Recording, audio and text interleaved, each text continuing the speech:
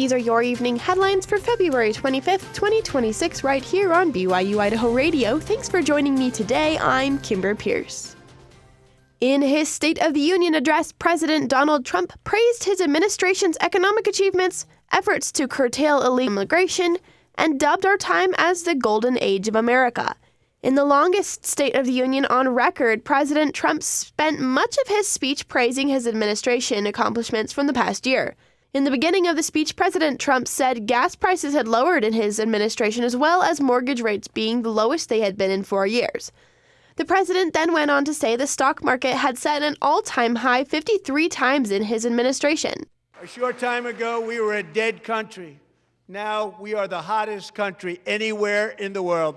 President Trump then discussed many topics, including job creation, oil production, and mentioned that 2.4 million Americans, quote, had been lifted out of food stamps, close quote. He then went on to praise the USA hockey team's recent gold medal win against Canada. The president then shifted the focus of his speech to talk about taxes. He applauded Congress for passing the One Big Beautiful Bill last year and mentioned the benefits of those tax cuts. He then went on to criticize the Supreme Court's recent decision on tariffs. He said in his speech that trade deals he made with other countries will stay in place and that he will find new legal ways to implement tariffs.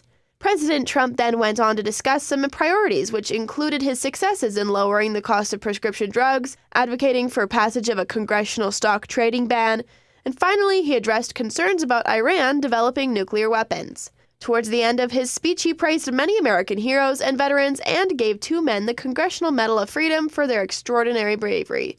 He concluded his speech with a bold promise for the future. And our future will be bigger, better, brighter, bolder, and more glorious than ever before.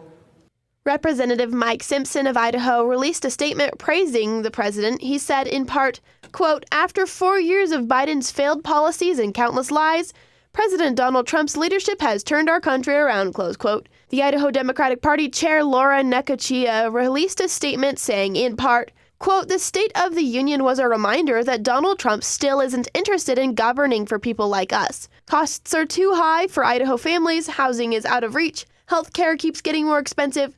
Trump had nearly 2 hours on that stage and offered nothing that would lower rent, cut premiums, or bring prices down because he doesn't want to.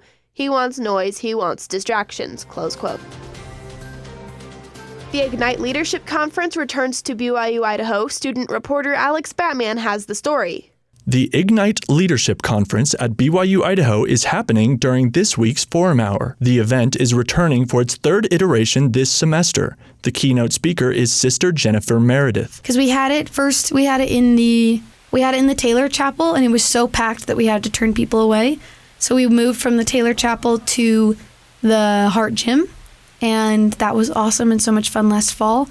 And then this winter it's Sister Meredith, and we're keeping it in the Hart Gym. Grace Andrus, a student leadership ambassador at BYU-Idaho and a BYU-Idaho radio employee, says student leadership is partnering with the Presentation Practice Center to put on this conference. So the student leadership team, we've been doing booths in the MC and just trying to gain some excitement and anticipation for the event. And then we help usher the day of. We do like marketing and social media and that kind of stuff. And then the Presentation Practice Center, they're also helping us with those things. It was good. They did a training last week that was really fun, and they taught us how to public speak. Basically, they gave us a crash course, and it was awesome. Andrus says this is an opportunity to ignite the disciple leader in every student. So having this opportunity to hear directly from Sister Meredith and to learn the things that she thinks are important when it becomes a disciple leader, I think is a really unique opportunity, and we shouldn't pass it up. The Ignite Leadership Conference is Thursday from 11:30 to 12:30 and is free to attend. For BYU-Idaho Radio, I'm Alex Batman.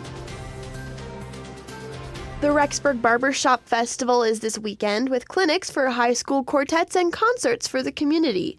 For nearly 30 years, the Rexburg Barbershop Festival has given high school vocal quartets from nearby schools the opportunity to hear and learn from some of the best barbershop groups in the nation.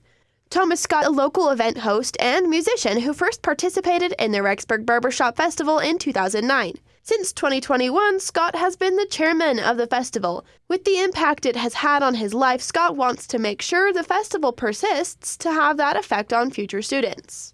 And when I came up here to school in 2009, decided to come and do the festival, it struck me very hard. It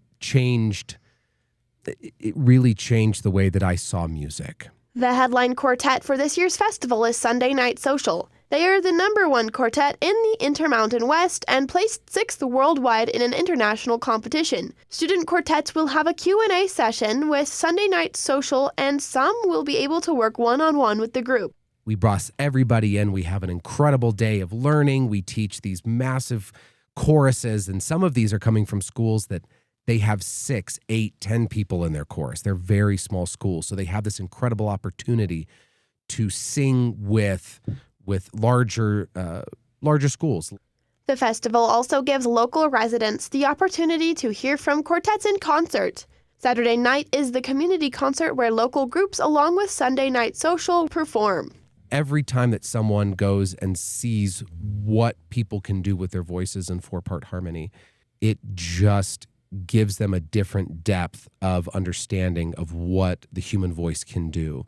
And you will leave just emotional, in awe of the talent that we have coming in.